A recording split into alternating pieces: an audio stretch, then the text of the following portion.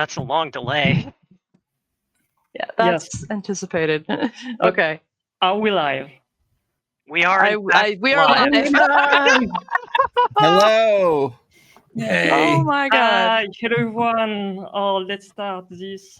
So welcome everyone. Finally, sorry for the tech gremlins, but we vanquished them. And so we are going to play Session 0 for a Scarlands Savage Worlds actual play. This is to support the Kickstarter for the player's guide that maybe someone will be kind enough to put on a link on the chat, or I'll do it later. You're going to have to do it because I think you need an admin, but... That's fine. So I'm Alain Giorla. I'll be your DM for the day. My pronouns are he, him. I've done a lot of work on the Selection Vault, which is a community content program for the Scarlands, and now so I'll be the game master for this actual play. Let's introduce our players in alphabetical order. If you can just introduce yourself, your pronouns, and who you are very quickly. Adam, can you start, please? Hi, my name's Adam Bielefeld. I've been into TTRPGs for about 14, 15 years now. Yeah, so I will be playing a pale elf named Typhus for this. We're currently working on building our characters. And yeah, I'm going to go ahead and pass this along. Hi, I'm Fran, and I've been gaming for so long. I've written for the Scarred Lands. I did the Golden City for Dead Man's Rust, and I've done a whole bunch of stuff on Slurracine Vault. And my wife Sarah and I actually wrote a novel called Vigilant, which is good, whether or not you're, a D&D player or even a fan of the Scarred Lands. And I am going to be playing a gnoll. Nice. John? Yeah, my name's John. I've been doing TTRPGs for too long. I'm not going to say how many years. And I will be playing a Terali named Genji for this session. But yeah, that's me. And what's a Terali? It is a sort of tiger person. Mm-hmm. Tiger or leopard or cheetah. Yeah, like that sort of cat. Yeah, yep. jungle cat, but like humanoid. Yep. Thanks. And finally, Sarah. I'm Sarah Stewart. I've been, Fran already kind of half introduced me, co-write with Fran, worked on over a dozen community content titles and other works, other RPG works as well, mostly for the Scarred Lands, but some for some other companies, which I'm very excited about. But anyway, this is for the Scarred Lands Savage Worlds Kickstarter. So this is really new platform for us, which is pretty exciting. But yeah, and I've been role playing, I'm going to say 35 years. But I didn't start until college. Yeah. So nice. I'm old. All right. And I'm playing a Forsaken Elf. Okay.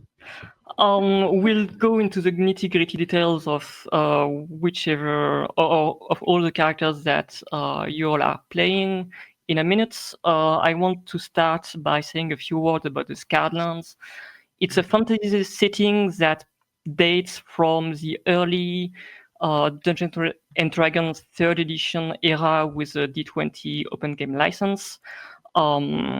It's a world that has been devastated by a terrible war between the gods and their parents, the Titans.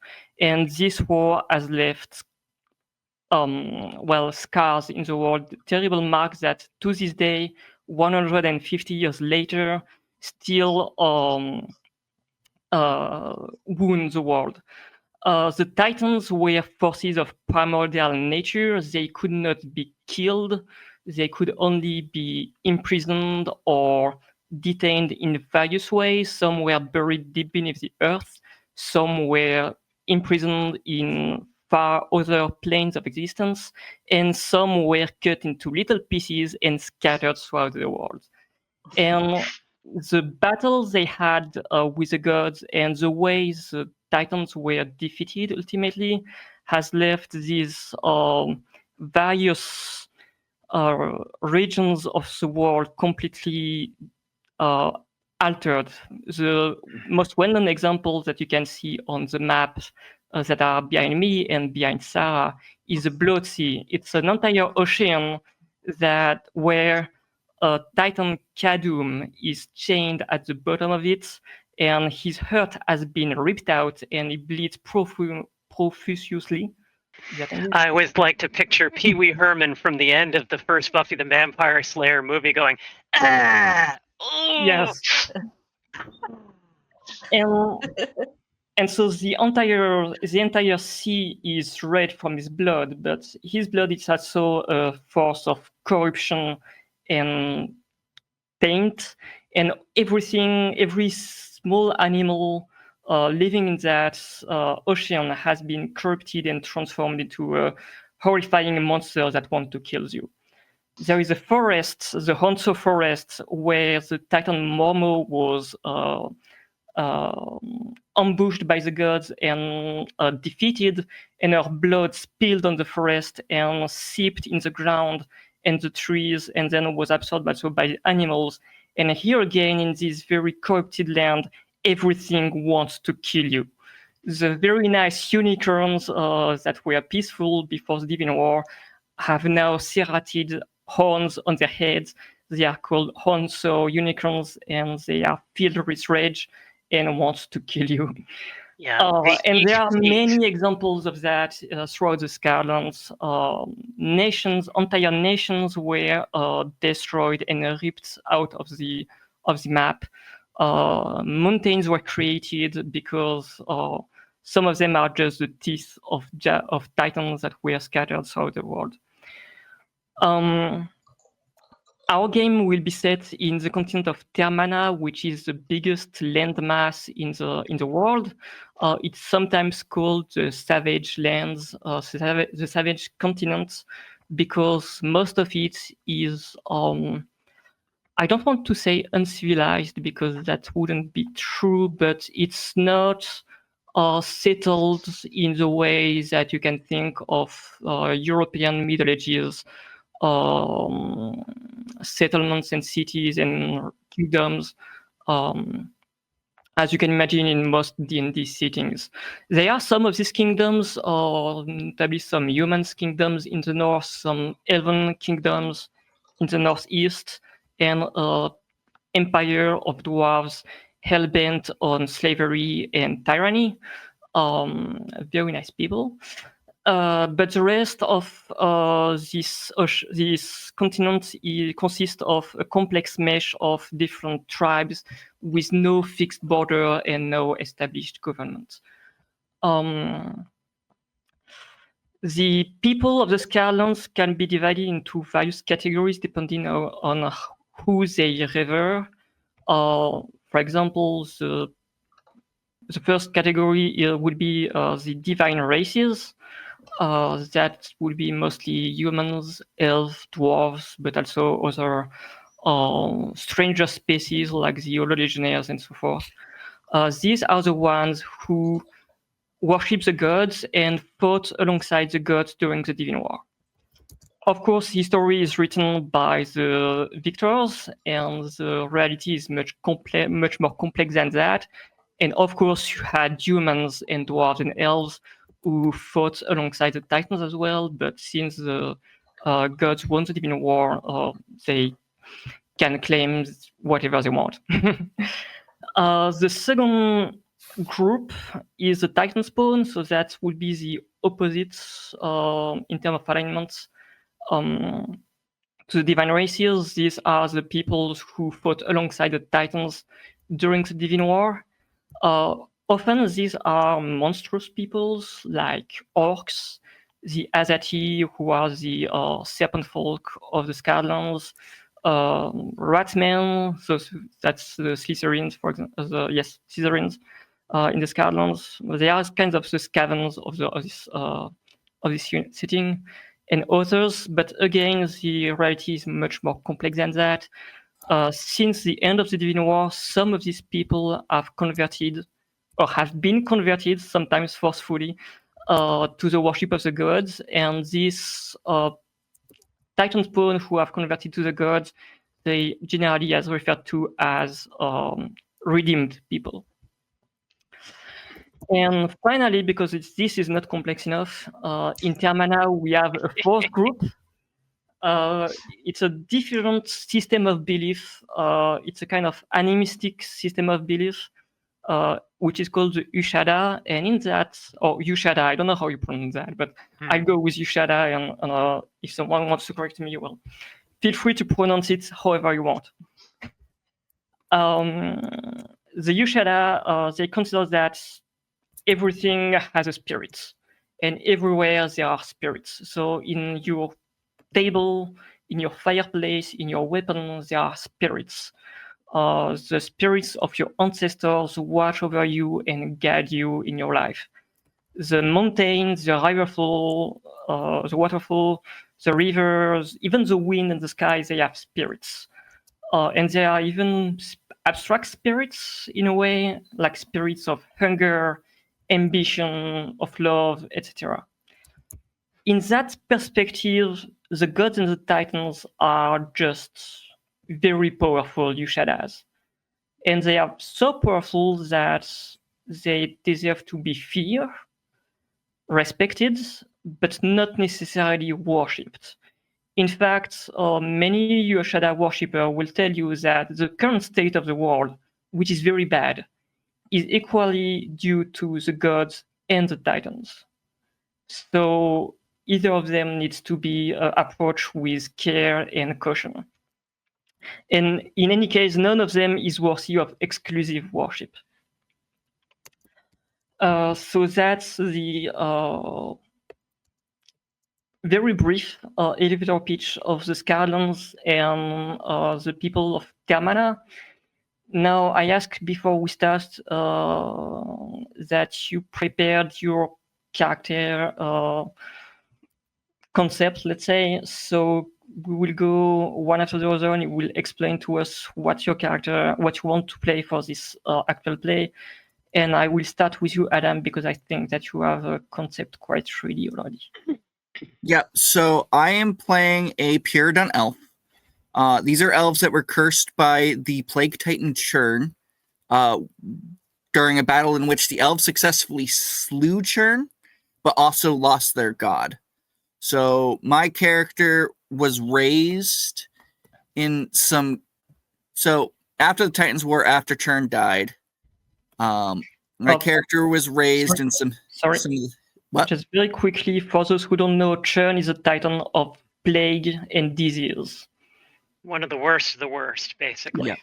Yeah, and the Pyridon, unfortunately, were on the brunt of his plagues and disease, to the point that those that survived the battle became immune to disease, but have an internal chronic form of leprosy that is basically slowly killing them. Of course, you lived that battle, right? Or at least you I did witnessed not live that you didn't? battle. Okay. Yeah, yeah, I kind of did. I'm gonna say my character was born after the battle. There weren't any elves born after the battle. Yeah. Oh. Yeah, Pyridons are the same curse So, as the Forsaken. Honestly, I'm What totally if fine. the elf If you say that you were I a was born child. to was pregnant during the battle? Yeah, works for me. Yeah, so that's what happened. That's Mhm. what happened with that. Yeah, because the elf infertility shenanigans that goes on. But Yep. yeah. There was something with the Chardani Empire. They retreated or something when they should have been helping fight Churn. So the Pyridon really disliked the Chardani Empire. And Chardani dwarves are notorious for some very not good war crimes. Well, they were the dwarves empires that I spoke about earlier, who bases their entire civilization on slavery. Yeah. Not Yeah. newspaper. Unfortunately, during an attack on the Chardoni Empire, my character was captured and just basically enslaved, and I served on some ships for a little while until I was rescued by a pirate crew that operates out of the Blood Bayou. This pirate crew, basically, there's a church of a goddess of healing named Madriel that funds them. So this pirate crew basically saved me, and then from there, I made my way there because the leprosy had progressed to a point that I needed healing. Yep. Otherwise, I was going to die soon. Yep. So, yeah. So And that's why I'm here. I'm paying off a debt. But, yeah. nice. So you arrived on Silver Isle, and that's a very good starting point for this adventure, because this scenario, in this adventure, the brave crew that is gathered here, they will go in the Titan's Forge Mountains on behalf of the Paladins of Silver Isle to investigate whatever shenanigans is happening with the Titan Spawn who lives there. Thanks, Adam. Who wants to continue from there? Sarah? Yeah, since my character's kind of related to that. So I'm playing a Forsaken Elf named Caslin, who's similar, whose background kind of overlaps with Typhus. I fought. So So why are you in here? Yeah, Charduni raid? Yeah, Charduni raid. Raid, yeah. All of us. Everybody Charduni raid? Yep. Josh, my turn. So yes, I fought in the war back in the day when I was like a teenager, effectively, because everybody did, and survived somehow, but was also cursed, not as major as the Pyramid Elves, but the Forsaken Elves are also have an infertility curse. And I went into a 100-year depression after that, and watched the society of the elves just fall into despair and corruption. And then about, we'll say 20 or 30 years ago, I was like, I've got to get off my butt. And I went to go fight again on the side of the elves against Chardini, got captured, ended up on a ship, met Typhus as a result, and then following that story as well, with rescued by pirates and then brought to Silver Isle. Also looking for a cure for our disease, but I know we've been trying for 150 years with no luck. So I'm not optimistic about the clerics of Madriel finding anything, but I'm also like, she's better than what's happening in the Forsaken Elf country right now, which is a mess. I think we need to touch a little bit about that. The Forsaken Elves were cursed by Churn. So Churn killed their god, and not only he killed the god of the elves, he also erased all memories of that deity. All imagery, all forms of writing, everything disappeared. Now that god is only known as that which abides, which may or may not be a reference to the Big Lebowski. Just it's definitely a reference to the Big Lebowski. And so their civilization is slowly descending into despair and melancholy because, well, they cannot reproduce. They have to find between themselves. They have to find alternative ways with other peoples, and that causes quite a lot of different ethical issues that we're not going to go into. But their lands were before a kind of unified empire, and now it has divided into different realms with very different ways of life and ways to deal with their despair in a way. All right. So two of our protagonists already know each other. John or Fran, which one of you wants to present their concept? I guess I can jump in. My character is Wadjo. She is a knoll. She came out of the barbarian knoll tribes because she heard stories that there were places where, not everybody eats each other's faces off all the time, and, you can sit down sometimes for a nice meal. And so she decided she wanted to do that and became a mercenary in various little armed groups. So she worked for a while as a soldier and was like, "This is better, but I feel like it could be even better." So she's now looking around, and she heard that Madriel is nice, and she wants to try to learn how to be nice, but she's not very good at it yet. So, yeah. Yeah.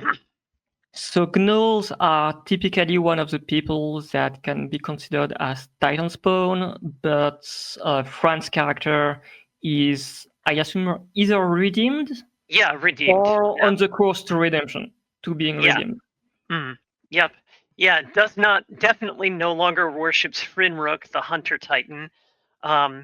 Has basically, hasn't formally devoted herself to a god or goddess, but it's like, nah, fuck that crap. I don't like that crap. It makes me Okay. sad. Which actually is a good question for Adam and Sarah. Your opinion on gods. Do you follow one specifically, or do you just pray to whoever is most convenient at the time? My character doesn't specifically pray to one. However, when dealing with Chardon and such, my character is a little bit partial to some of the philosophies around the god of slaughter, Vengel. I'm partial to it. I don't worship Vengel, but You don't need to. Nuke the site from orbit, it's the only way to be sure. exactly. Yeah. Or, sometimes you leave somebody not to die so that they remember it, and then they come back and you can kill more. Yeah, exactly. Mm-hmm. Caitlin was. Oh, sorry. Yeah, because sorry. Finish. Yeah, because one thing with Vangel, which is kind of something interesting with him, though he's a god, he doesn't gain power from worship. This is something that not everybody knows, and my character definitely doesn't know it, but that's what shapes his philosophy of slaughter, because if he kills everything, he would stop existing. Nice. Catch 22. Sarah, you wanted to say about your... Yeah, Caitlin was loyal to that which abides, wants to be, but it's hard to be loyal to that god. So Madriel has at least shown an interest in helping the Forsaken Elves. So she has built some loyalties there. Not enough to, join the church or anything, but certainly supports and gets behind the messages of the good gods, particularly Madriel and Tanil, because they seem to be have it together. So we touch upon Madriel. Tanil is the goddess of the hunt and music and freedom and liberty and forests. She's the daughter of Hrenruk, the Titan of the Hunt, and they have a very messy familial history. Yes, with abuse. Let's just say abuse.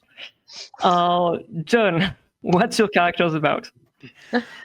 So my Tarali Genji has left the forest in the jungle and is doing a similar sort of mercenary soldiering kind of thing for whoever is paying.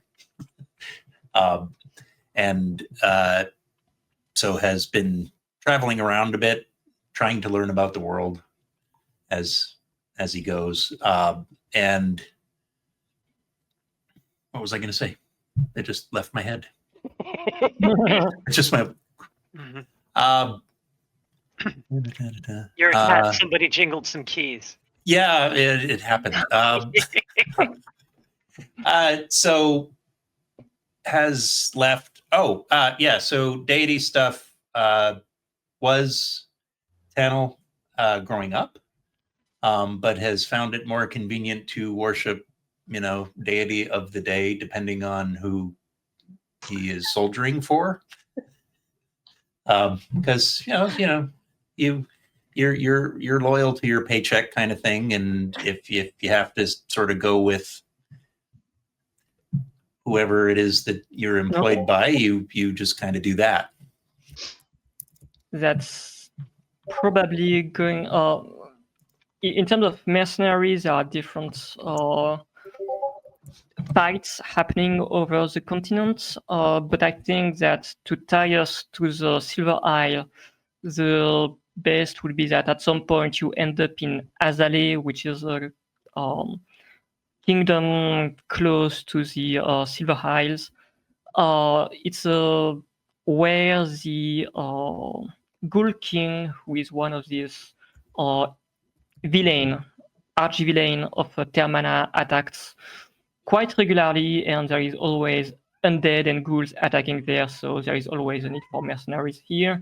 And the Sister of the Sun, so the Paladins of Madriel, who are on Silver Isles and who are going to hire you for this mission, they oversee this threat.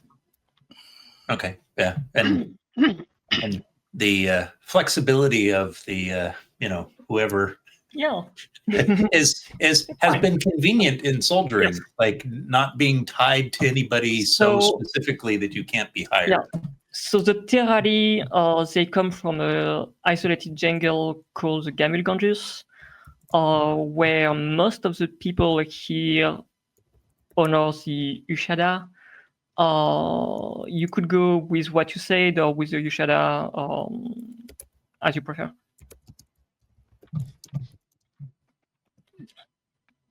Okay. All right. So let's start filling in these character sheets. If you null? Yes. Oh, which granted the null. Okay. Mm-hmm. Yeah. Yes, we already covered one, I guess.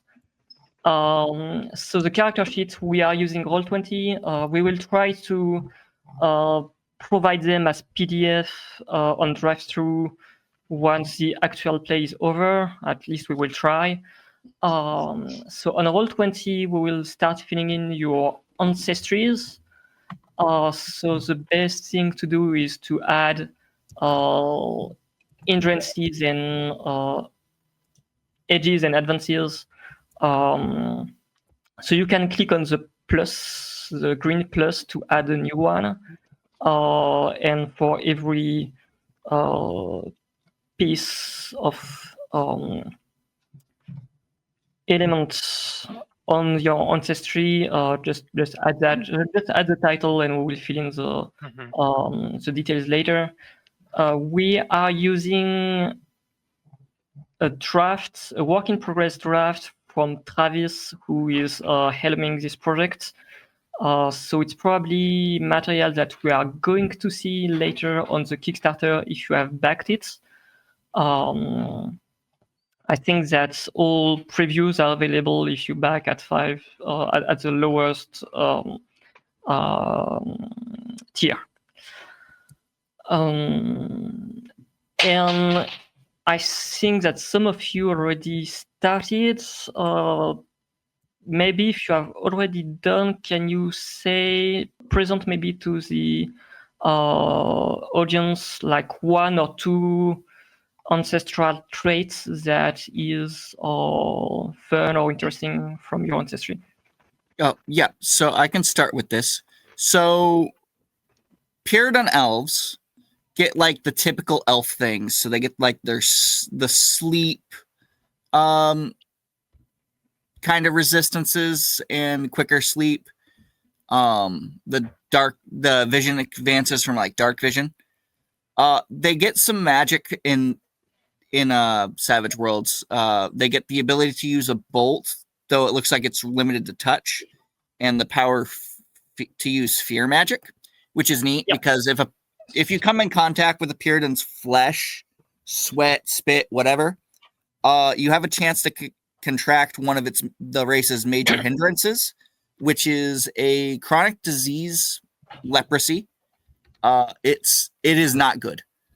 It is basically a death sentence eventually to whoever has it, unless they get it cured somehow.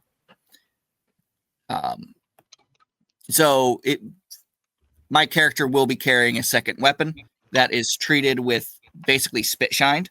So yeah, that weapon's for if I want something to really die, or if I don't survive the combat, at least it probably will die later. Hopefully. Neat. That's like the major things with this elf. Yep. I can jump in with mine. Sure. Gnolls are they're Rinrook really liked a good party. And by a good party, that means pile of animals biting at each other and fighting each other to find out who was strongest. So when he created the gnolls, that's basically what he built. Gnolls are big hyena-based beings. So I have a few advantages from being part of Rinrook. I have dark vision.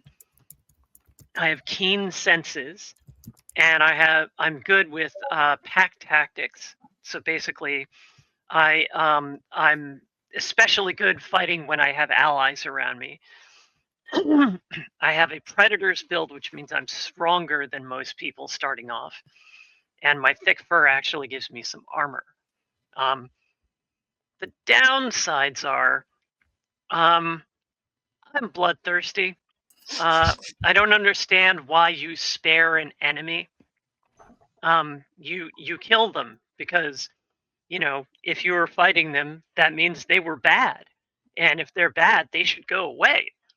And it's kind of an innate thing, to the point where, like, I'm thinking she carries around a toy of some kind, like a drag bag, and has other people in the party basically throw it for her so that she can get some of that energy out, because she knows that, like, other people don't think like this. I love it. And then there's another hindrance, which is outsider. People are leery of gnolls for some reason. It's almost like they're worried that a gnoll might, just jump on them and start biting them or something for some reason. And the gnolls don't really. Yeah, well, I mean, they're right, actually. So so I get a -2 to all my persuasion checks. And when I walk into a room, people tend to get kind of quiet. So this is ironic because I almost always play charisma characters, and so it's going to be really fun to have a character who's like, "You help." Yeah, that's it's something that's quite common in the setting, is that there are a lot of cultures who are antagonistic to each other. There's a lot of cultural hatred. Part of it is because of Titan's War, because there were, like I say, entire nations that were destroyed. And part of it is just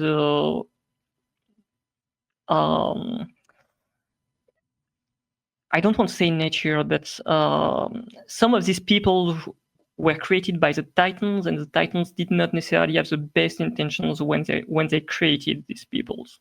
Yeah, whether it's cultural or they built in traits to make it to bend behavior. The Titans shaped a lot of peoples in ways that are hard for them to overcome. Yeah. But there are exceptions everywhere, and I think that's one strength of the setting is to provide a playground for players to try to bridge the divide between different cultures. Yeah, one of my favorite features of the Scarred Lands is like, yeah, the world's really broken, but you can help. Yeah. You can make it better. Yes. John and Sarah, how are you doing with filling the character sheet with the ancestry traits? Ancestry set. I'm starting to look at the cultural packages, but in terms of interesting stuff with the Forsaken Elves, they are immune to disease, except for the disease that they have. So very similar to the Pyridon, except just the list is shorter. But it does mean that Caislan can hang out with typhus without worrying about catching leprosy, unlike everyone else. So there's that. Which is probably why we became friends. Yeah. But yeah, I'm now looking at the cultural packages and thinking about soldier package. Okay. Because it fits my character's background. John, are you ready to move on also to cultural packages? Yeah, I'm done Let's with that move part. on to cultural packages then. Yeah, I finished my ancestry stuff. So Terali, because they're cat people, have claws, so they can attack people with their claws and do damage that way. They do see in the dark, and they're very quick, so they're considerably faster moving than regular folk, I guess. The other races. All right. They are, and because you grow up in a very isolated little jungle, as a Terali, you don't know anything about anybody else. Like the only thing I know about is where I grew up, which is why I'm exploring the world and trying to learn more. But I still don't know anything about anybody else. And because they're cats, they notice things a lot, like like cats. And for reasons, they actually speak Elduran. So no, I think that's a typo. We will. Is that a typo? Okay. I mean, it's a mix-up with the documents. Okay. We will take They're off professionals. languages later in the character creation process. So in Scarlands, Savage Worlds, the Player's Guide, you will get a cultural package in addition to your ancestry.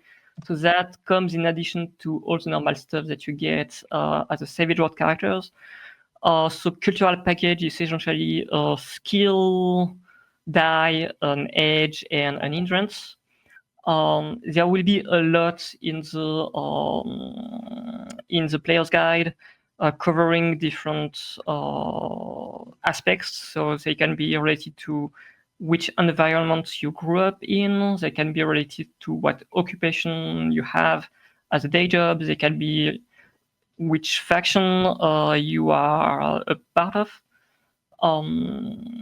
So we have only a limited set of options for this actual play, but let's see what everyone has, and I think each of you have already chosen your cultural package, right? Mm-hmm.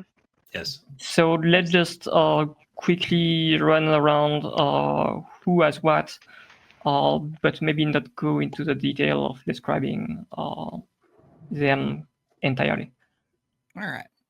So for character creation on my side, I've already got through the concept and ancestry portion. I am currently on the hindrance portion. So have you done your cultural package? My what? Cultural package. Yes, I've done my full cultural package in here. Which cultural package did you choose? Cultural package. So I have a bit of a mix. My character was raised in the subterranean sort of location that most of the Pyridon are, but I was on the sea for a long time, so I have the hindrance from the tunnel dweller, but I also have the boon from the seaborn. Awesome. Thanks. Next. I can jump in. I took soldier because screw charisma. So I'm gruff and a little bit rigid, but I'm the one you want at your back during a fight, basically. Nice. John, I think you are also a soldier. Yes.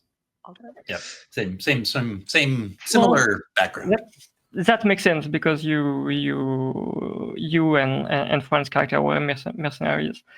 Sarah, soldier too? I don't want to be a third soldier. I was thinking about it, but I'm like, Okay, well, that's we need fine. another one. I'm like looking at them. I mean, we and- can all be soldiers and just not have any people skills at all. Well, I'm thinking my character is probably more of a diplomat because Okay. Forsaken Elves are like that. But there Mhm. isn't one from the Termana packages that fits that. So maybe Forester, because the elves lived in the woods. Mhm. Yeah, Oh, I haven't elves looked at that in one the though. woods. Yeah. that could work. And the elves of Termana, even though they are more your high elves in a way of Forgotten Realms or other D&D settings, they still live in forest, at least some of them. So no Yeah. problem with that. All right. So now we will move to the next part, which is you can get a certain number of hindrances. I think you can buy up to 4 points of hindrances. And one minor is 1 point and one major is 2 points, if I don't say something stupid. Sounds about right. Yeah. And that's totally optional. But if you want to get an extra edge, for example, or extra skill points, you can buy these hindrances. And I will make sure that they appear in play at some point, because if you just buy them, if it has no consequence on your character, I mean, it's Yeah, I got 2 of those actually. I picked Delusional Major. I believe Chardon is plotting to kill the other gods and is a major threat and a priority. yeah, Uh, it's credible. if somebody's doing something evil, it's probably for Chardon.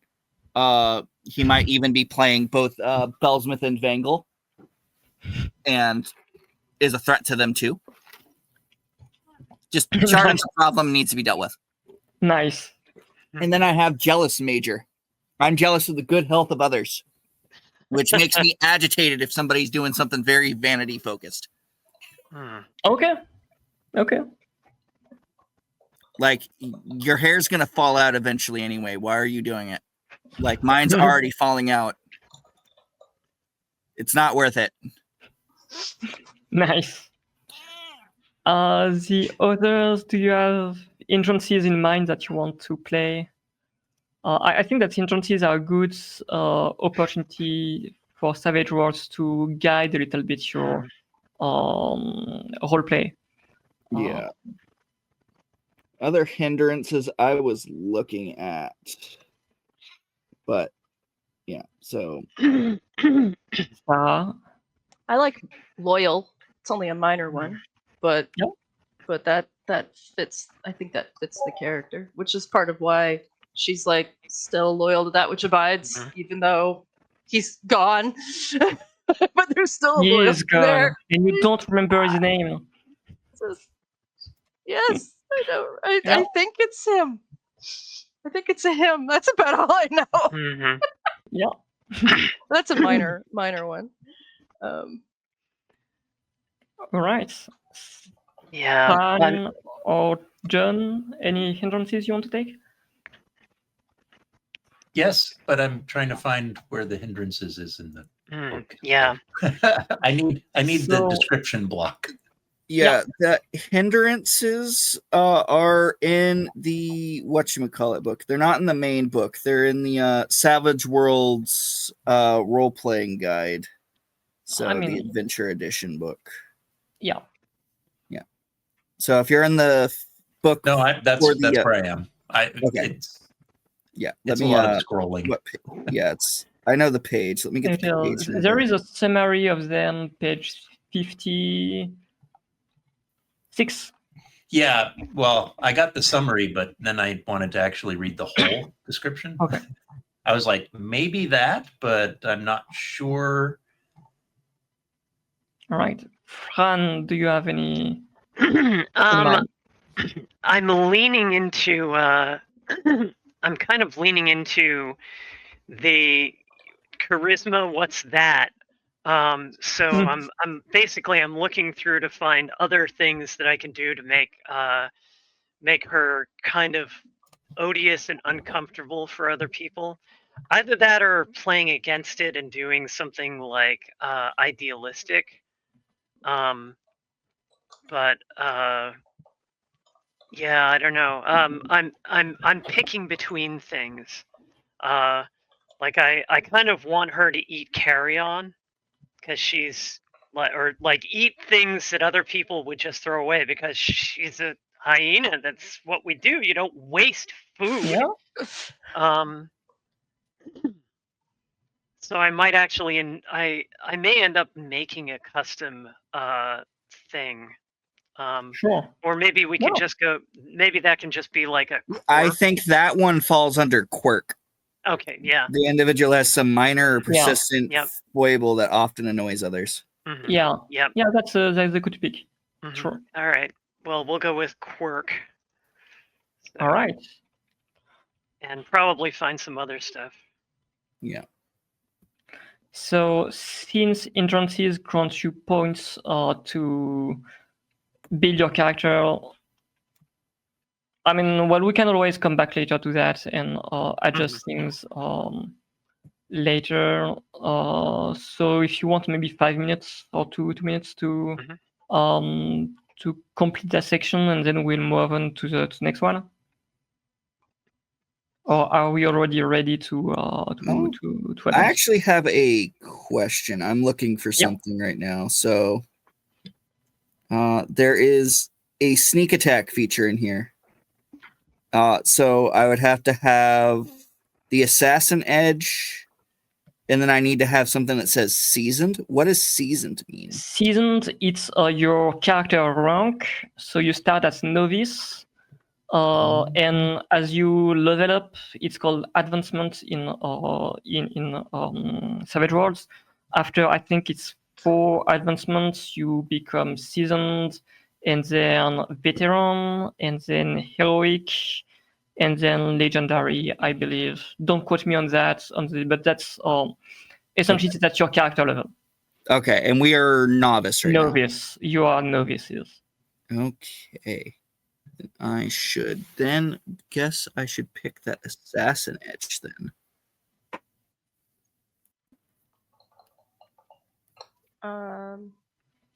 I found another. No, you got it right. That's the order. I Novice, found another hindrance for me. seasoned, Cool. veteran, heroic, legendary. Yeah. Shamed. because Shame. I think, shamed. Nice. 'Cause I think Shame. Halson is very ashamed of basically being depressed for 100 years. Yep. And everything around that. Like, I could have done more. I should have done more. Yeah. And instead, I just, looked at the So forsaken elf equivalent of Facebook for 100 years. did you participate also in the defeat of Churn? Yeah. Yeah. So you I were was on the also there. battlefield. It sucked. But I was Okay. like effectively a teenager, like 25, 30 in elf years. So like very, very young and had no clue, and Well, then spent 100 years doing nothing. there are soldier side in Scarlands. Surprise! Mhm. There are what? There's Soldier children. Mhm. oh Child yeah, soldiers. Yeah. child soldiers. Child- Yes, yeah. That's Yep. essentially what you were. Yeah. Okay. I came up What with was a war? Yeah. I came up with Okay. another one. I'm doing curious, which is a major hindrance, and I'm doing it the Chewbacca way, which is basically.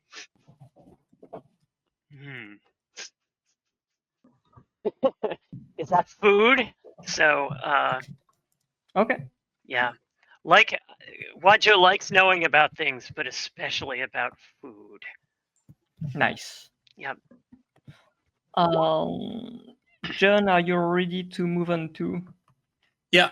I weirdly, I also took curious because it's why I left the jungle. Oh my god. I It's a wanted to know different about, form of curiosity. We're I so guess. doomed. like, I wanted to know, like, what was out there, and then I left. And Given now- that it's a kind of investigation adventure, that maps out very well, actually. that's All right. that's how I managed to leave the jungle. Is I was just curious about what was out there, and I left. Yeah. You climbed the very big cliff that's at the edge of the jungle, and then you realize that you didn't want to climb back down because there was so much stuff on the other side. Yes. So let's move on to attributes. You have 5 attributes: agility, smart, spirit, strength, and vigor. They all start at D4, and you have 5 points to distribute however you want. And if you have bought some hindrances, you can buy attributes points. I guess. No, it's only for ideas, right? I don't remember. Yeah. Yes, for 2 points- hindrance points, for you 2 can points raise you an can raise attribute an by attribute. 1 die. Yes. Yep. Yep. And your attribute die decides how far you can advance the skills that depends on the attributes. For example, if you have a D6 in agility, you can raise athletics at D6 at the normal rate, but if you want to raise athletics at D8 or D10, it will cost you twice more. But so that's later. So you're so 2. Yeah, that's later. Okay. So you can have a skill up to your associated attribute, but not higher currently. You can have it higher, but it costs more. you. Yeah. It costs more. Okay. And I don't think you can have it at or above D12 unless your ancestry allows it.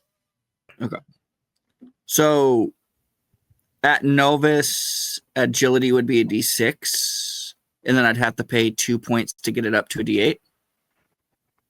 At novice, No. all your skills start at a D4 actually. Yeah. So let's start with the attributes right now, not the skill.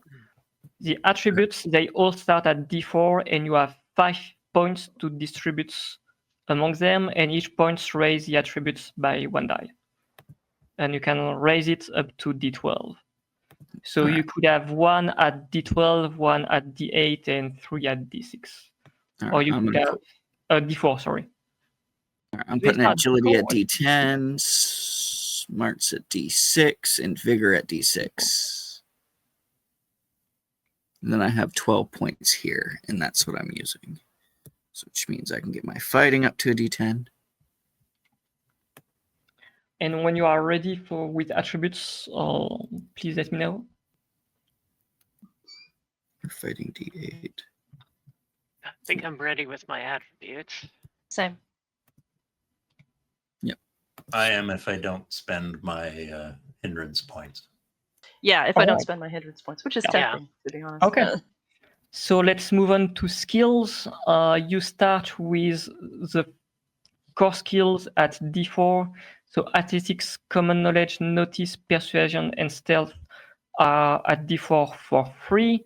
Your cultural package should give you a skill, either a skill at D4 or it increases 1 skill at D6.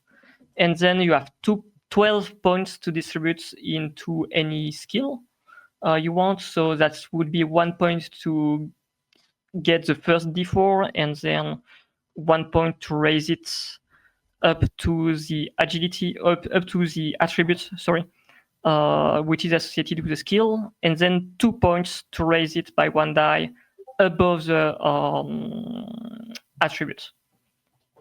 So if you have agility at D6, you can, for 1 point, raise athletics at D6, and then you need to spend 2 points to raise athletics at D8. And you have 12 points to distribute, but you can also use some hindrances points to add some more skills. So some of these skills don't really apply because if you in roll 20, like Yeah. something that shows you a big list of skills. But some of them, I'm curious how they would apply, like native language, for example. So we will don't take language. Don't worry about skills, languages. but we'll deal with languages later. They are separate skills, and each language is a separate skill. But you will get them for free, and I will give it to you maybe right after this section, since we are talking about skills.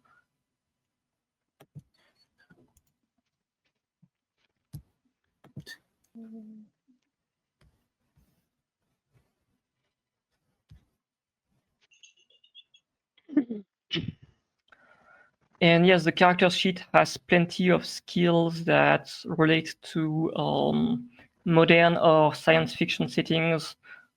Just don't take those that are obviously sci-fi, like hacking or whatever. Put those both in D6. I think that's smart there.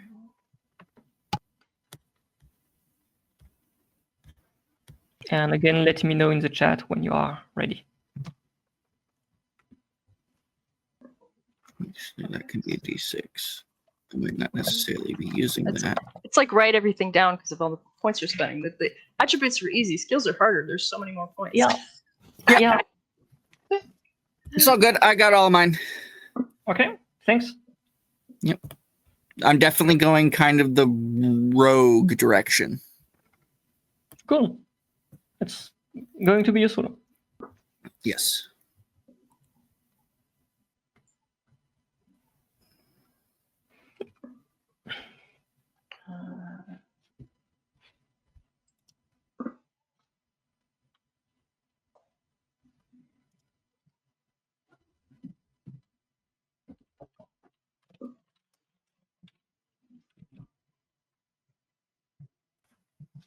Okay. Barring points spent from hindrances, I think I've got my skills. Leaning heavily towards beat people up. Nice. Mm-hmm.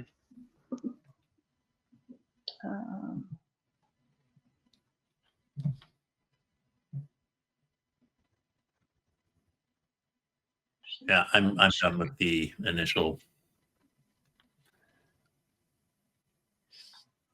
So you've done the 12 points, and you will decide later if you want to buy some more with entrances, right? Yeah. Okay. Yep. Sarah, are you done too? I have 2 more points to spend, I think. Okay. I'm trying to do the math. Take your time. 1, 2. That's where I got to, and I just increased one of the dice beyond my Yeah. level.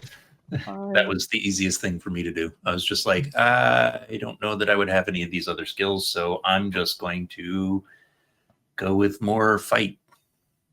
Yeah. I'm going to take shooting rather than fighting. I figure playing an archer, because elf archer, kind of fits. That fits. Yeah. And then I gotta do the math. All right, so Thief. 1, 2, 3, 5. Plus. All right.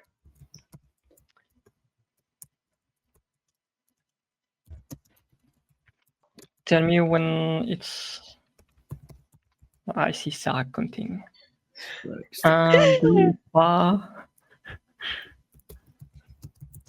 I have like 1 more point. I'm good. Okay. I'll put it in focus. I'm gonna pass spells. Okay. Okay. You're going to pay attention to things. So The next step would be derive statistics, but I think that the character sheet already does it for us. Nice. Mm-hmm. If your ancestries affect these values, notably, I think Fran, you get some armor, so that would be extra Mhm. toughness. Yep. And maybe John, you get increased pace. I don't Yeah. know. Yeah, I adjusted that. So you adjust that. Yep. And then we can buy some edges with whatever, how many points you have left from your hindrances. So, question. Yeah. The stuff we got. So, Ancestry got us kind of a bunch of stuff in the Yep. package. The package we got from the cultural pack. The cultural Cultural package. package, yes. Does that count against? No, that's So it's separate. like okay, so That's- anything you got from those two don't count against the total points you can Yes. spend. So I've given myself 2 additional hindrances, which gives me 3 points to spend on edges, I think. Yeah. So one I could- edge is 2 points. Yeah. So you will have to buy a skill because with one hindrance point you can only buy a skill. Yep. Or money. Don't think about money. Okay. What about raising an attribute? I think it's 2 points for. Yeah, it's 2 points. 2 points for an attribute or an edge. Okay.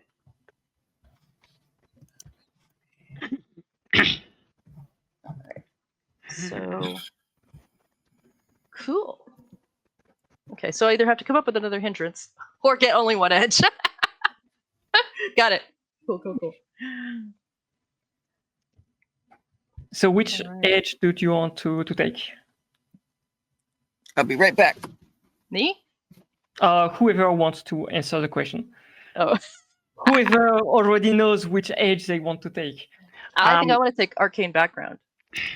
'Cause, Oh, yeah. um, I know the so- edges I'd like to take. I'm taking assassin and thief.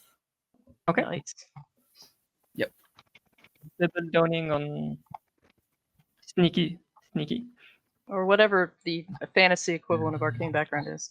So yeah, so we will use the arcane backgrounds from the fantasy companion. They are in chapter 4. They essentially map to the D&D classes more or less. There may be some that I don't want you to use, but I mean you or no, that's be totally fine with me. But I mean, you can, you know, the setting. You can quite quickly imagine whether it's a good fit or not. So do we take arcane background? See chapter 4 special. Okay. Yeah. And they give you a lot of stuff because they have just like the cultural packages, they have inbuilt hindrances, each of them. So, but also edges in a way or advantages. Weapons. But essentially, you can just think of it as a D&D character class. So more you or less. have to pick one of these. Yeah. Backgrounds. Okay. Ooh, Bard. So yeah, I think for my edge, I'm going to take extract. In Savage Worlds, there's no such thing as like in D&D. You have the withdraw action where you basically just back away, going, and people can't attack you as long as that's all you're doing. Savage Worlds, if you walk away from somebody in a fight, they get to try to stab you, unless you have the extract edge, in which case you're just like, bye. So Nice. I think that makes sense for my character. Yeah, a good way to escape problems. Yep. And especially you can, since you have the gang up bonus, you can leave your friends behind if Yeah. things go south. Or, well, I mean, that's what Rinrick had it for. But what I have it for is getting where my friends actually need me. So, Oh, that's nice. The power of friendship. yep. John, do you have ideas about which age you want to take? I'm looking through the combat ones right now. Okay. Because maybe. Yeah. Well, it's There's some either fun- I'm going to take an edge or I'm just going to increase an attribute, one or the other. Your call. As I told you before, so when we spoke yesterday, combat will always be either initiated by you or caused by specific actions or things that you say. We won't be having a surprise sneak attack and ambushes and random combat encounters because it's not the type of adventure I want to play. That's fair. If you're fine with that. Mhm. But there will be combat because like 3 of you are soldiers. Mhm. And one of us is definitely an asshole. So, Yeah. And at the end of the reformed day, asshole, but there will be Titan spawn in front of you, so you kind of deserve it. yeah. Maybe. We're all maybe. slight assholes. I'm thinking of like a hindrance around like maybe it's a quirk. I don't know, but like I did like mean, just under the Yeah. soldier. That was Yeah. just a bit too much. But I Mhm. kind of do like the idea of like, Snobby. yeah, Mhm. I guess it's like I'm ashamed, but I'm Mhm. also a bit of a dick. Yeah. Yeah. I'm ashamed we lost our culture, but it was so good when we had it. Yeah, like You have no idea how far you've Arrogance- fallen. So there is in the fantasy companion Yeah. hindrance called jingoistic, Mhm. which essentially tells you that yes, your culture is superior than the others, and you need to tell everyone how good your culture is. Yeah, that's Yeah. the Forsaken Elf. How good your culture was. Yes, was exactly. Yeah. Oh my god. So it's the whiny version of that. Yeah. Oh yeah, I'm totally taking jingoistic Oh, for you this, have my a last woman's legs, my lord. Is everyone good? Did you choose finally your Arcane background, Sarah? Wizard. Weezar. So you. It's simple. Yeah, we are going to have a quick break in 5 minutes. So maybe during that break you can, if you want, either during that break decide what your powers are, or we can figure that out in the time before our next game. But what I would like to do is today, so we finish up with the languages, then we do a 5 minutes break, then we play the introduction sequence of this adventure. How does that sound? I think we can Good. work that. All right. So languages, Scarland Savage Worlds has a setting rule. So setting rules in Scarland, they are very nice snippets of game design where you can flavor the game and the setting in which you play to promote a certain feel. So Savage Worlds, Scarland has this setting rule called multiple languages, because every culture in Scarland almost has its own different languages. And how it works is that each language is a different skill. You will have your native language at D8, and then a number of secondary languages at D6, and that number is going to be your smart die divided by 2. Well. So for you all, I think that for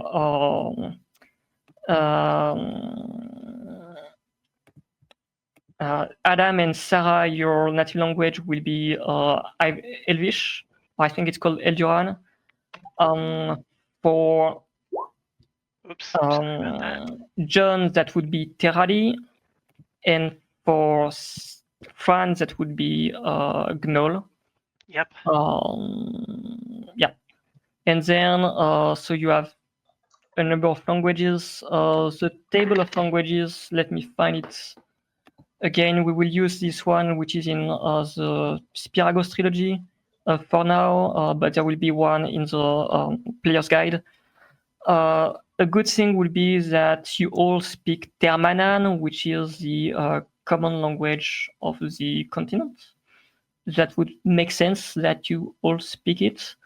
And it would be great if one or two of you speak either Titan speech or Goblin, or maybe we have two characters that can speak each one of them. I could definitely speak Titan speech. Titan speech and Goblin I could have picked up on the boat. Yeah. Net. Yeah, I think it would Okay. be more likely for my character to have learned Titan speech than Goblin. Yeah. And again, it's not necessary for all the group to have all the languages. I would consider that as long as one person in the group understands, all the group can have a conversation, and we will assume that the character who understands does the translation, unless you really specifically want me not to do that, and then we will have a private chat and so forth, but I don't want to. I can actually take on Goblin because, well, for one thing, it's funny for reasons known to me, but for another thing, I'm guessing that the Gnolls probably have, Goblin squads that they drive out in front of them in combat and stuff like that. So wait, what was the language shenanigans again? So I speak Termanan. Yep. You speak Elduran as your native language, and then you have a number of secondary languages equal to half your smarts die. So if you have D6 in smarts, you have 3 languages. And I recommend at least Termanan, which is a common language of the continent, and one in the group who speaks Titan speech, and the one who speaks Goblin. But then you can decide whatever you want based on your background. I would understand, for example, that you and Sarah also speak Chardonnay. In a lot of languages, I mean, you will meet people who speak quite varied.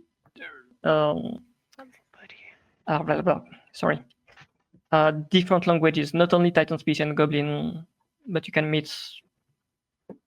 Lydian? A lot of languages will be useful. Yeah. Um, Yeah, I'm going with Titan speech, Goblin, and Chardonnay. yeah, I have I've got these things in Eldarin, Termana, Charduni. Would I have learned Titan speech? I'm not sure if my character would have learned Titan speech. Just seems like I mean, you were depending on I how thought many we years fought- you were on the boat. We've already got people who speak it, so. no, but I guess it makes sense because we fought Churn, so I Yeah. might have Could needed to have learn Churn. from that. Since you're a wizard from Is there- the high Draconic. tradition, draconic. Draconic. Exactly. Which is like, the Termanan elves had a big Thing big with some dragons. relationship with the dragons Yeah. before the dragons left. Yeah, Abandoned us. Let's touch a little bit on that. Dragons in the Skylands, so they exist. They are your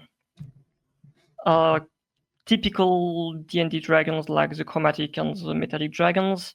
But these ones, they don't worship the gods or the titans. They are their own thing, and they said at the beginning of the Divine War, screw up, we don't want to be involved into this. And they left to a different continent called the Dragonlands. But there are plenty of other creatures that look like dragons but are not. They are mock dragons who are just giant lizards that the dragons left behind so that people could still see creatures that look like dragons and not wonder where the dragons have been. And then there are rag dragons who are creatures made by the Titans to serve as lieutenants and generals during the Titans War. they are these piles of elemental crap bundled together and given some kind of draconic form, and they have strong elemental theme. Like there is one with a fire that is made of burned logs and burned bones and charcoal and lava and so forth. These kind of things. Nice dragons. So is everyone ready with their edges? Is there a way to Languages? add? Is there a way to add skills? Because So the way I did it for my previous actual play is that I put that in edges and advances. okay, right, and that I works. just had the language with a die next to Okay, it. that works. All Yeah. right, I will do that then. And if everyone is ready, I suggest we take a 5-minute break. Sounds good. For I technical. did pick an edge. theoretical- Yes, Okay. and Do I? I finally picked one for Oh. my hindrance. I took martial artist, nice.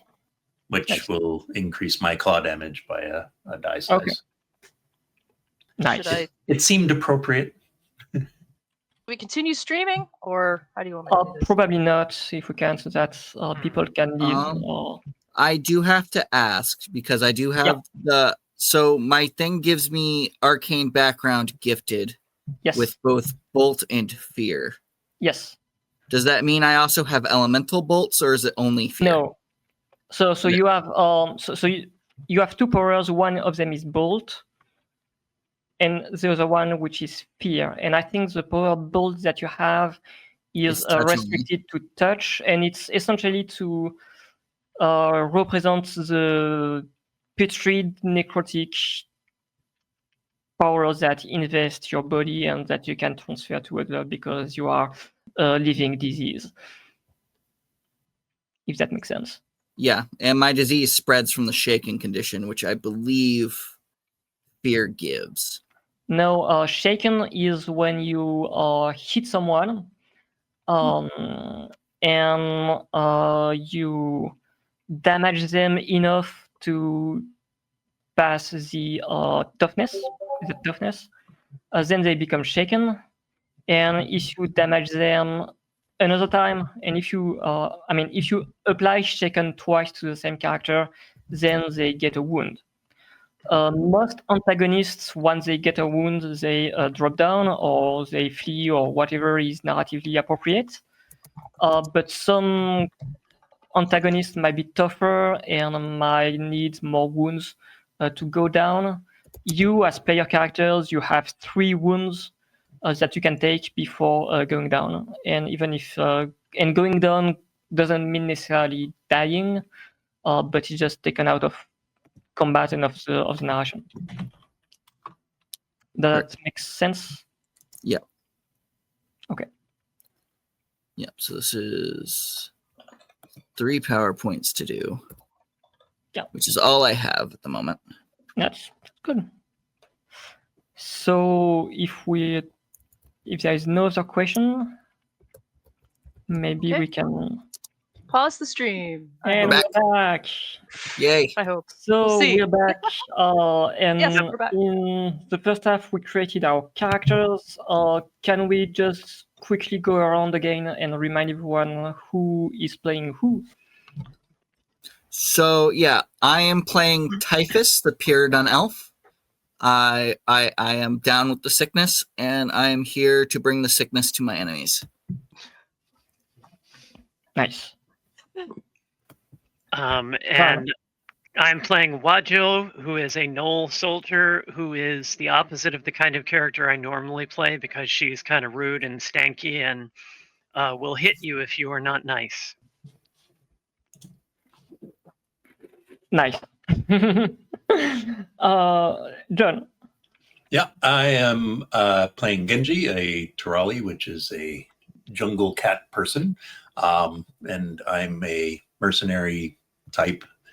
And I fight exclusively with my claws. That's nice. Sarah? And I'm playing Caslin. She's a Forsaken elf, basically wizard in the strictest sense. And yeah, here to bring back the, here to make Termana great again. Oh God! Oh, well, that was loaded. I Oh. don't really mean that. I don't really mean that. Build a wall so that the Chardoni Empire can't get here. Or Yeah, is it thanks. Chardon that's building a wall? Do they have a wall here? I don't know if they have a wall. No, They have it's a on wall somewhere Gelspad, else. the wall. The wall is on Gelspad. Yeah. And the goblins are paying for it with their blood and their brain. Poor goblins. Ooh. Oh no. Sorry. So let's go back on track. There are rumors of unrest among the Titan spawn tribes of the Titan's Forge Mountains. So this massive chain of mountains from the south of Termana is where supposedly, well, not so supposedly, the Titan Golthaga had his forge. And there are still a lot of worshippers of Golthaga in the region, in particular goblins. So the Sisters of the Sun have heard of unrest, and they want to know what exactly is going on, and they are sending you as a kind of covert operation / commando operation. So your mission is to find what's going on. If you can stop it by yourself, feel free to try, but if not, if the risk is too dangerous, you are to come back with information. They gave you a kind of lens, like this big, which has some magic. If you put a piece of paper under the direct light of the sun and you light it with the lens, whatever message is on the page is going to be burned and transmitted to the Sisters of the Sun. So that way you have a one-shot opportunity to send a message to the Sisters of the Sun. That will destroy the lens because it's not a very powerful artifact, but it's still you have a way to send a message. They gave you a boat and they sailed you to the Iron Sand deserts. And then you traversed the Iron Sand deserts alongside with a caravan of tribesmen from the Teshalos tribes. And already they were able to tell you that a kind of army is regrouping around a location that they called the Hammer of Golthaga. And how they describe it seems to be just this giant hammer that has been left in the mountains somewhere in the Titan's Forge mountain. And so you have reached the footsteps of the Titan's Forge mountain and are progressively climbing it. Your guide from the Teshalos tribes has left south because they don't want to be involved into that kind of things. And progressively also the maps that you had of the region start to become less and less accurate. And I hope that one of you knows a little bit of survival or whatever to draw maps, because that's going to be helpful for the Sisters of the Sun if they need to mount an expedition later to rescue you or deal with the problems themselves. And sure enough, you're climbing progressively the mountains, and it's a quite big mountain range. It's getting higher than the Rocky Mountains, to give you an idea, or the Alps for Europeans. So you start to see the top of the mountain is above the tree line. It's kind of starting to be desertic. It wasn't really green before because of the desert. There is not a lot of moisture that comes in, but it's very windy. It is the start of autumn. We are in the month of Chardare, which is the month of labor. Let's just say labor. Working. Not to say something else. So it's starting progressively to get cold, but it's not raining. And after a while, you see indeed protruding from the mountain maybe 3 or 4 valleys. On the horizon, you see this kind of giant shaft of, Wow. you're not sure if it's stone or metal or wood, but it's just a giant beam that's protruding from the mountain. So you don't see the base because it's hidden behind the mountains, but it's clearly visible from miles away, and it's, I don't know how many hundred of feet high that thing would be, but it's just Yeah. gigantic. And yeah, it could be a Titan's hammer or something. I mean, it's credible that it would be a Titan's hammer. You've met along the way. You've seen creatures, mostly wildlife. Some of it being a bit more aggressive than others. You've notably seen blade beasts. So they are this kind of feline creatures, but their body has kind of melts in places, and there are weapons protruding from it. And essentially, these are creatures created by Golthaga to serve as living armory. So if you try to strike a blade beast, there is a chance that the weapon will get stuck into the beast, and the beast generally just leaves and can use that weapon to hurt other people. They are nasty creatures. But you have been left more or less to your own device. You have seen a few villages on your way up there, but they have all been abandoned. There's no one left, and they are mostly, there is no stone houses or very solid buildings. They are huts made of straw, mud, and so forth. But clearly, everything I just packed up and went home.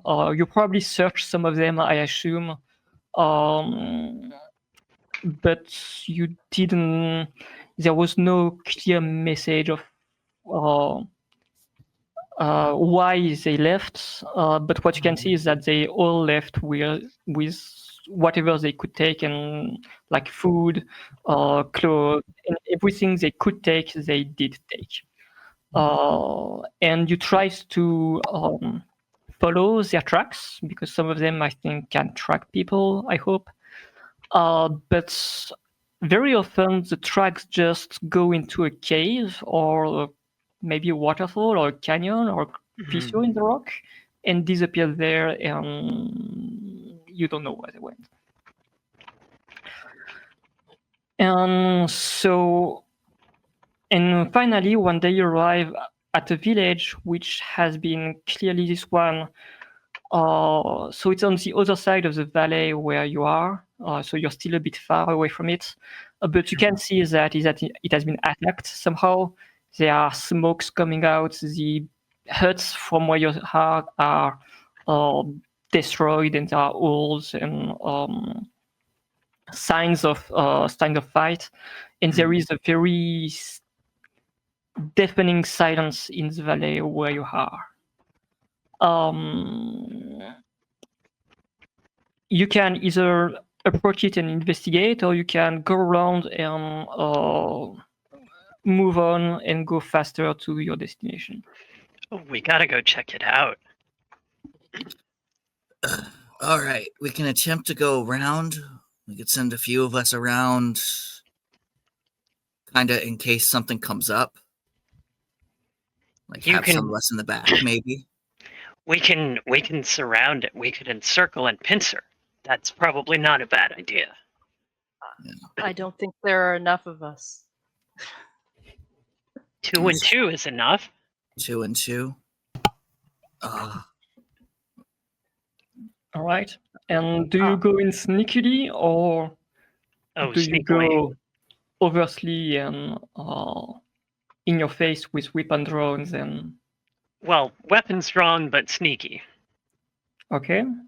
And So Typhus will go ahead and so he has 2 rapiers. He's going to go ahead and put one kind of under his shoulder. He has like a slight tear near his bicep.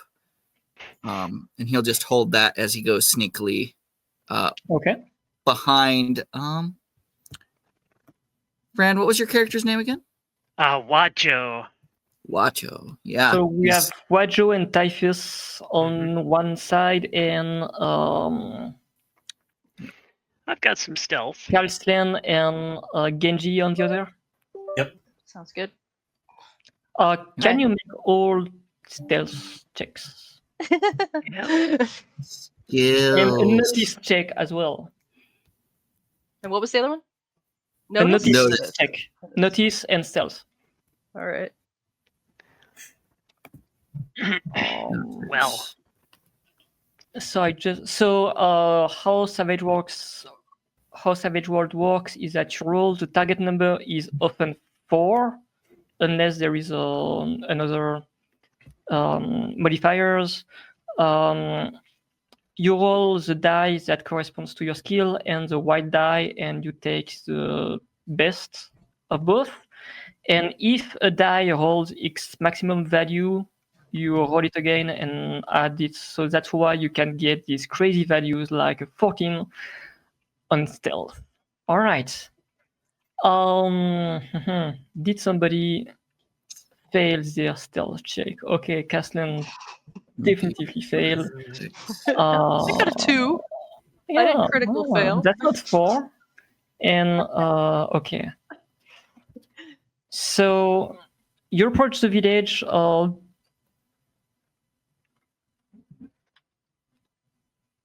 Kaslan, you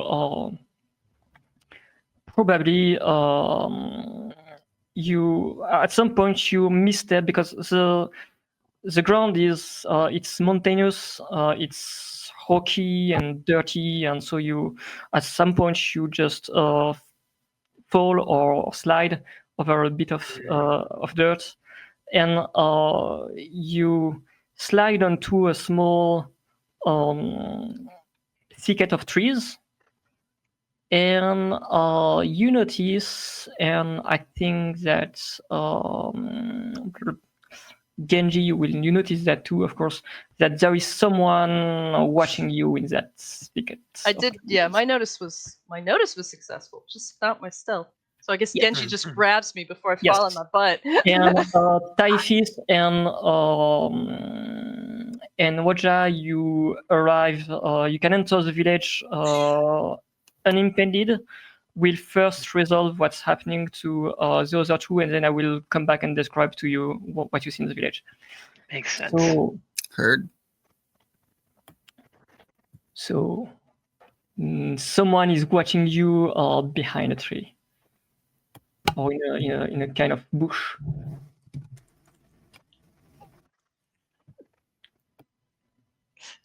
Somebody is watching us. So you wave your atom. Yeah, like, hi, because I've already been made. In which language do you say hi? Termana. Okay. I'm just very generic. Hello.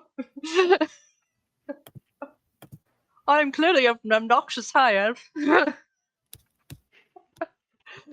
You see a head protruding from behind the tree, just the head. It's a hobgoblin, a young hobgoblin, probably like a teenager, something like that. He is in bad shape. He's scruffy. He doesn't have really scars, but he is not in like healthy condition, let's say. And he says, "No kill me." No. Can No. I rolled very high on stealth, and I'm a little fast. Is there a way if I notice this hobgoblin's there? So you are on the other side of the village, so you can notice it, but the time that you arrive to the scene, it's going to be some time. Over. But you can, sure, if you want to arrive, yes.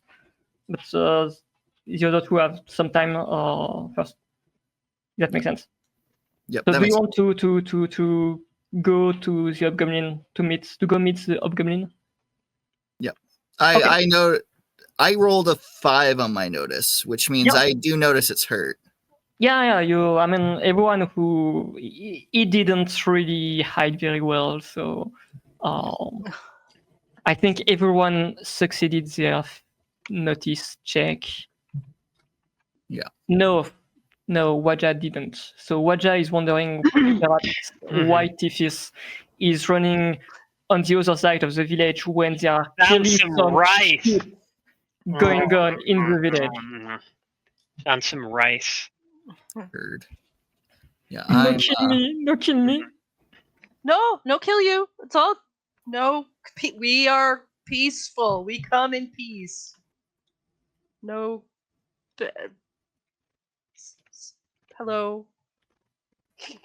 You have food? I have Hungry? food. Yes. Yes, I have some food. Yes. So he gets out of the bush. You notice that he's wearing some kind of nightgown, I would say, like a very long tunic, just one long tunic that is very plain, very brown linen kind of thing. That presumably people used to sleep rather than to live in, because that seems very impractical. And it has been torn down in multiple places. It's soiled with mud and blood. He's still carrying a kind of flint knife that he brandishes in front of you, and it doesn't seem to be very trustful right now. But yeah. give food. I'll give. I kind of turn to Genji and say in whatever language we share. She's probably still leading, or still Termana. Can you just keep an eye out while I dig in my bag for some food? Yep. I got and you. I dig in my bag for, I don't know what I have for food, but I'm sure I have something. So Okay. I have a trail ration. So yes, that's exactly what you have. But, so it snatches it, and as he approaches you, you notice that his feet are completely swollen. He's barefoot, and so his feet are cut and bleeding, and with some other body fluid as well. His feet are in a very bad condition, and he really walks very slowly at you, but he still do it and grabs it and looks at you. I wish I. Thanks. I wish we had a healer among us. We don't. But I'm a healer. Oh, never mind. We have a healer among us. And I will ask. Can I help? I can bandage your feet if you can hold still.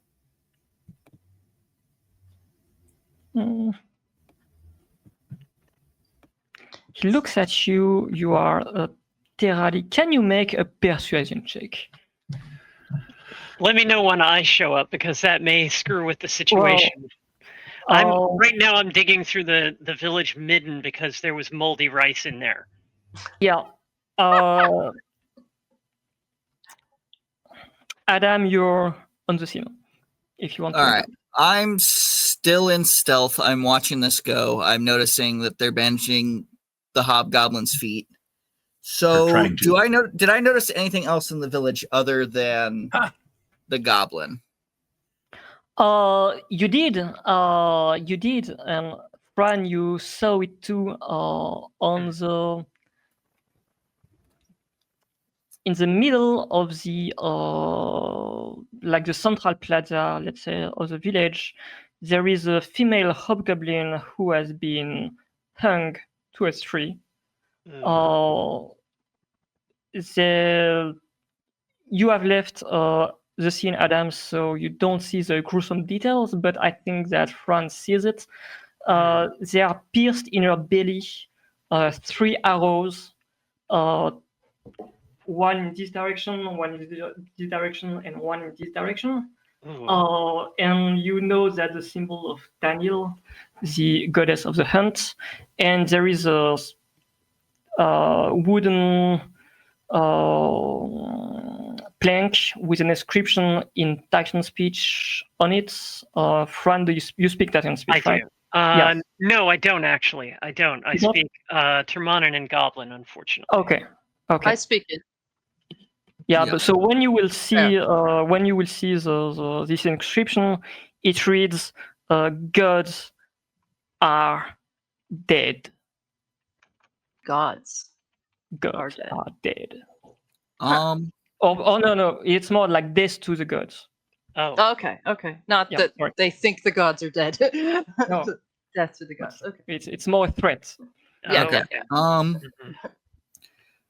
I'll notice that they seem to have that situation dealt with, so I think I'd be the first to go and investigate the female hobgoblin that's hung Well, okay. that can Let's- speak Titan speech. One thing at a time.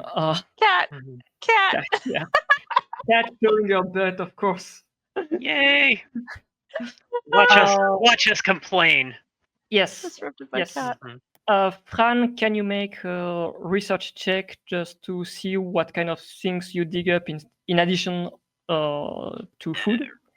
Research. And, yeah. Oh, you mean a notice check or a Notice? Yeah, notice will be fine. Yeah. Okay. Yeah, because I don't have. Yes. I'm And- not a researchy kind of character. Yes, and Um, while and- we do that, we go back to Oh. the persuasion Yes. check of Genji, who rolled a 6. So the hobgoblin will agree to. He will sit down and agree to let you bandage his feet. Okay. I'm not going to make you roll on that, Okay. but is there something that you or Sarah wants to talk to him? I'm just curious how this came to pass. Like how did this happen? How, And you how did speak- your feet get all broken and what's Yeah. happening here? I escaped. Sorry, I escape. He doesn't know. He doesn't speak Termana very well. Do you speak Titan speech? I say in Titan speech. Yes. Okay. I This might go escaped. better. You escaped? What? Yeah, what did you because escape? they came and they took everyone and they killed my mom. Who's Oh. they? Do you know who did I it? don't know. It's sort of big rats, but they are also arms, extra arms and extra legs of steel, and they had the big giant steel thing on their head, and they took everyone, and the one who resisted, they killed them. They killed my mom. Oh no, poor guy. Let's bring him inside. Like if there's a place to go that's safer and untraumatic. All the huts have been completely ravaged. There have been people have come into the houses and looked for anyone who could hide. So what you notice, that's actually a very good segue to Fran, who is searching these huts. So you notice that indeed there were some trapdoors to some caves, but they have been ripped out, and clearly there are traces of fights everywhere. You notice in one hut that is a bit on the side, there is what looks like an altar to Tanil that has been knocked down and completely desecrated. Mhm. And how much did you make in notice? You got a I 7. got one success. One success, no raise. That's good. And in the main hut, you managed to find something behind. They don't have furniture. These people, they Yeah. live on cushions, but Mhm. they don't have tables or. But Yeah. behind a big pile, you found a secret trapdoor. In that trapdoor, you found a kind of. It's a bone flute that's been ornamented with very complex engraving. And you can make a common knowledge check if you want. I can try. That'll be hilarious. Yeah, it's just It's a a flute. flute. Yeah. Yeah. But apparently, clearly, it was something worth of being Important to protected. somebody. Yeah. Yeah. And Okay. it was in the biggest hut. Yep. And what you notice is that indeed the people who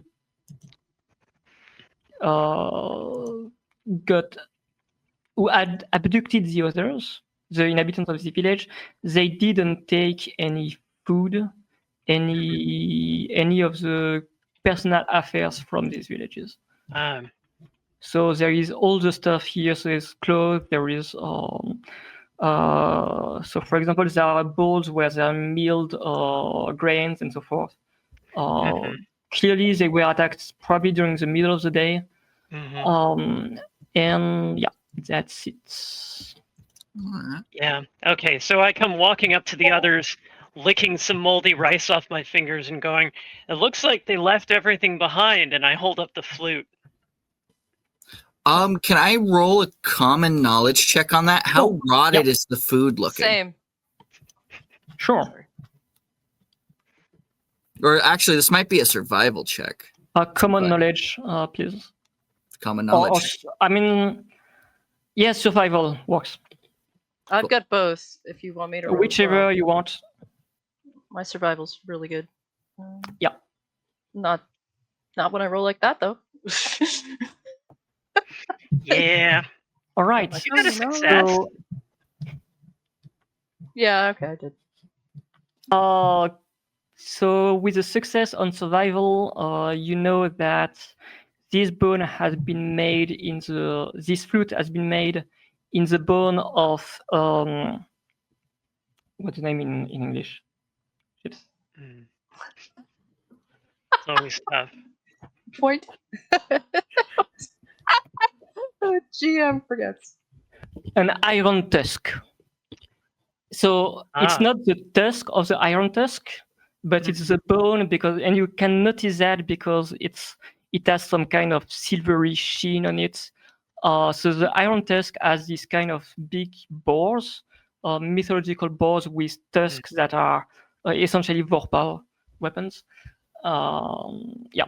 So Caslin, with a success on common knowledge, you know that in some tribes,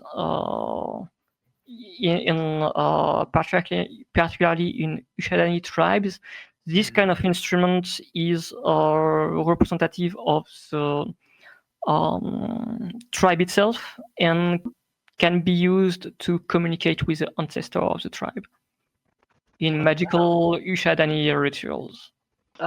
Give that to the kid. I tell. Oh, you found it? Oh, they were very, very angry that they didn't find it. Thank you. Yeah. So Sorry you're the about only that. one. Everyone else was taken. You're the only one that they didn't take or didn't find. Yeah, they had hides all over the village. It looks like they were torn open and I raped. think I think that there are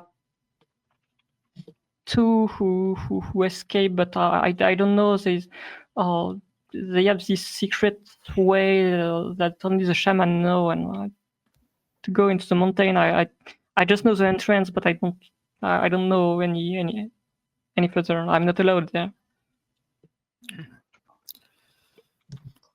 Got to get you And to. he indicates you a waterfall that is a little bit like Okay. 200, 300 feet away from the village, and probably there is a cave behind the waterfall. And All right, this is obviously the work of Chardon.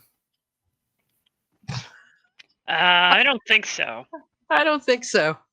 I don't know. I've always heard stories about them taking people in the night. There's Be careful. there's a woman over there hanging up. She looks like she's been that's stabbed my up. mom. Oh, poor Oh, kid. I'm sorry, kid. I'm sorry. Yeah, life gets shitty sometimes. Yeah. We should probably bury it yeah, just she's for the been- good. Oh yeah. Yeah, I guess so. Yeah. Anyway, she's been stabbed up with arrows, and it looks like a symbol, kind of a symbol of Tannel. But there's also a desecrated shrine to Tannel in one of the houses. So I'm wondering if That's maybe our like, house. sorry, buddy. Yeah, you'll walk it off. I pat him on the head. But I mean, she told me that I shouldn't worship the gods yet, and now I understand why. Because she's dead. Well, the Titans are kind of jerks too, so don't, Oh, It's okay. We got your back. Yeah, this world is unforgiving, and everybody's just too busy with their own problems to realize what the real problems are. oh. They say they came in the name of Golthaga. Okay. He's a Titan, right? Yep. That is a he's Titan. jerk. That's a little weird. Out here, no. There's plenty of bloodbound out here. Yeah, isn't Yeah. Tannel supposed to be like the protector of mothers and children too? Mm-hmm. But this is also the Titans Forge Mountains. Yeah. True, but God, I mean, if I recall my history, Galthaga had a whole fortress here or something. So makes it sense. makes Yeah. sense. I think there is this forge like a few, like 10 valleys away, and my ancestor says that when you walk the forge, the whole earth trembled and shook. Dang. And last month, the earth trembled and shook. No. all right. Hmm. Well, all right. So I'm gonna send you off to the Sisters of the Sun. Or I think we should. That's pretty far. Mhm. Let's We did leave our boat on a specific shore. If he can make it to the boat, hopefully he'll be safe. I think we should find his you know people that there is a first. desert between you and the boat. Yeah, dude, Yeah, you can't there is just. that was days away. Yeah, we can't just send this kid overland. He's gonna get eaten. Oh, sorry, kid. He's gonna get eaten. Okay. Yeah. We Let's can't just do find. that. If there's more of his people here, we should find them first. So, Yeah. do you have a name? I'm Rook. Rook. Rook. Brook. Rook. Rook. Rook. Making my best there. Rook. Um. Start with the B and you go Rook. So you sit tight. Let's find you someplace to get off your feet. Maybe Oh. some hot food in you. I could And I then could we'll- set up my tent if you want. Yeah. Okay. Yeah. Nothing else around here you really want to go into. I go set up my tent, and then I get some furs and rugs and stuff from one of the houses and lay it out. Can I attempt to do a stealth to hide somebody else? Just create like a very hidden thing. Like hide the tent. Yeah. If you want to hide a tent, yes, for example, that would be stealth. So that we can come back and grab him if Yeah. we make our way back. Yeah. And can you all make a notice check? Notice. Good luck. Not ice. All right. So Caslin and Genji, you notice winged creature that is coming from the shaft of the hammer, or supposed hammer, in your direction.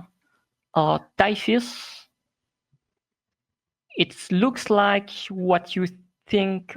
It looks like the dragons that you saw in pictures when you were little. It's still That's gonna far be good. away, but it's going in your direction.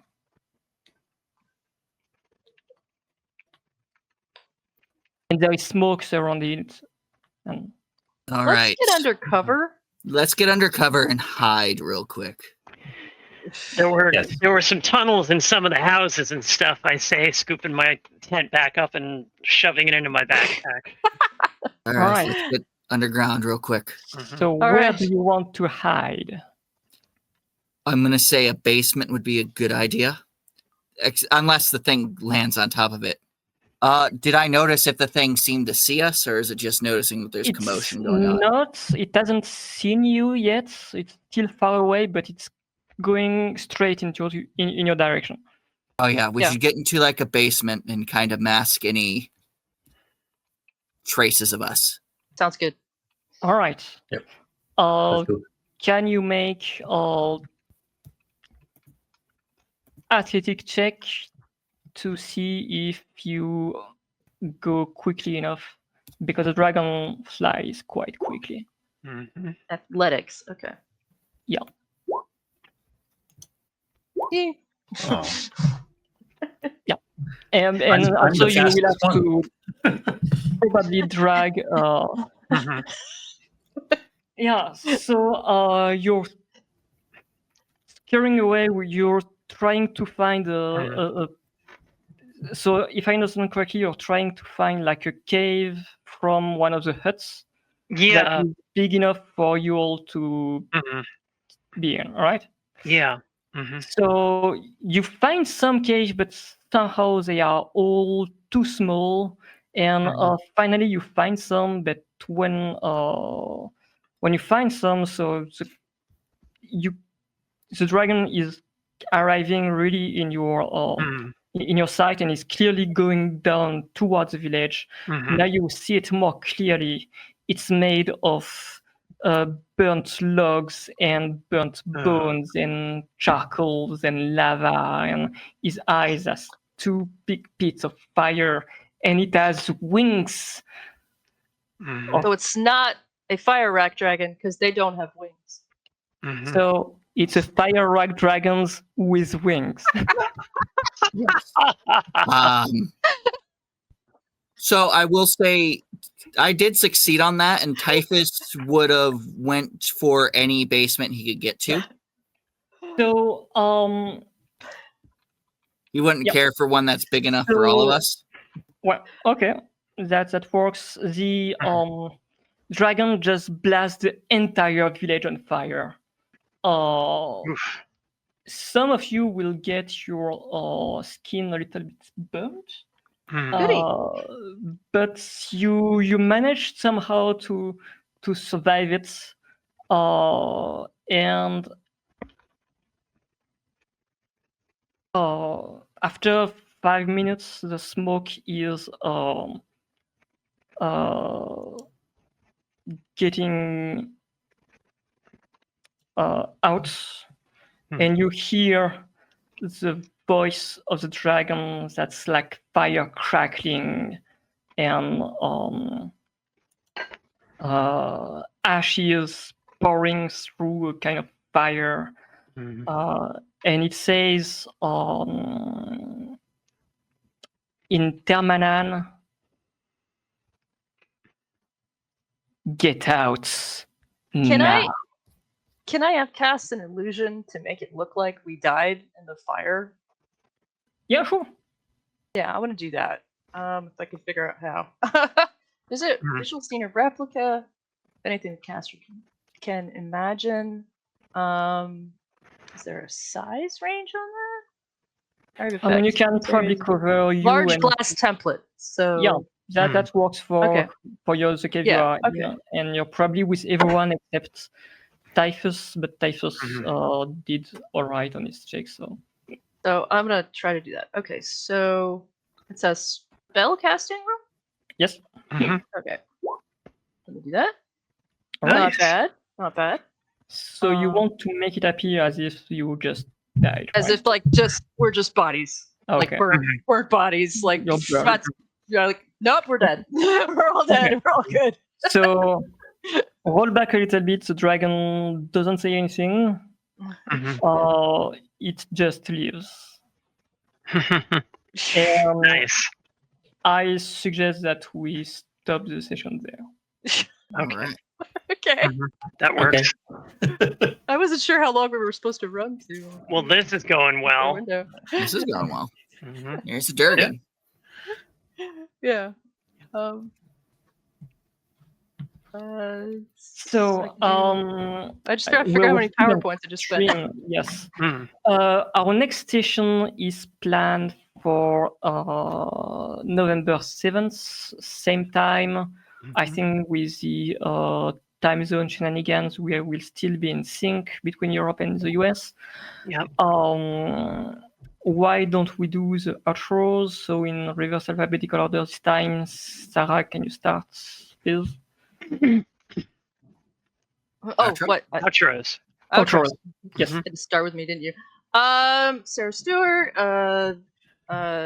they them. As said at the beginning, I've been writing for Scarlet's community content now for about 5 years. We wrote novel Vigilant, Through Shadows and Dreams. And our latest book is called Sangus's Guide to the Titan Spawn, available on Drive-Thru RPG. Please check it out. It's awesome. It is written for 5e though, not Savage Worlds.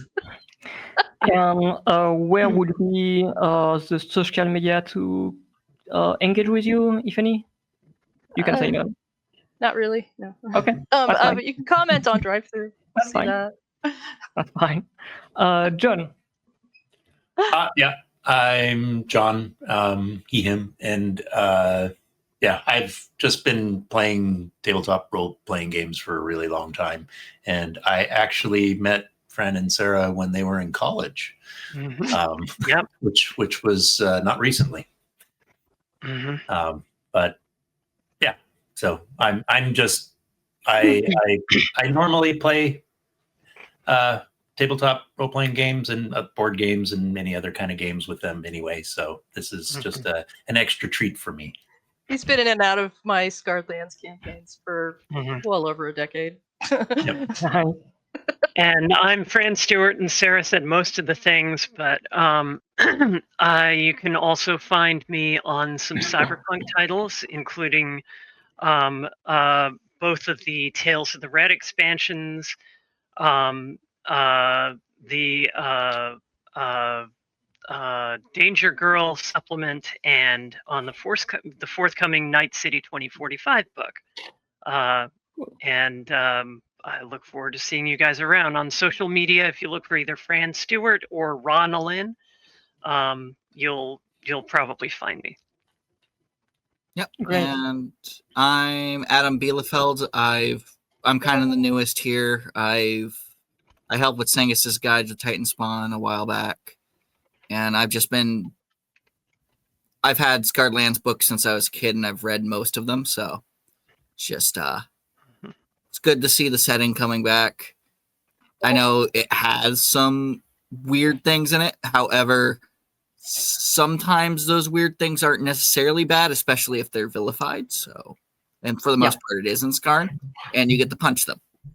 I like punching them. That's Yep. the gist of setting is that yes, there is slavery and all these awful things, but it's the evils that the adventurers must overcome. Yep.